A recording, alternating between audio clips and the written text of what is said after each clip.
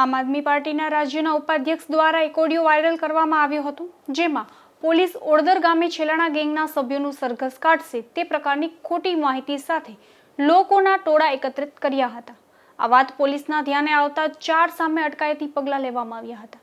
ઓડદર ગામે પોલીસ દ્વારા પકડવામાં આવેલા રમેશ છેલાણા અને તેના સાગરીતોનું પોલીસ ઓડદર ગામે સરઘસ કાઢશે તે પ્રકારની માહિતી સાથેનો ઓડિયો આમ આદમી પાર્ટીના રાજ્યના ઉપાધ્યક્ષ નાથાભાઈ ઓડેદરા દ્વારા વાયરલ કરવામાં આવ્યો હતો અને તેમનો ઓડિયો વાયરલ થતાં મોટી સંખ્યામાં લોકો એકત્ર થયા હોવાનું જણાયું હતું. પોલીસને અને લોકોને ગેરમાર્ગે દોરીને કાયદો અને વ્યવસ્થાની પરિસ્થિતિ જોખમમાં મૂકવાની આ પ્રકારની ઓડિયો ક્લિપ વાયરલ થતાં પોલીસ દ્વારા તપાસ હાથ ધરવામાં આવી હતી.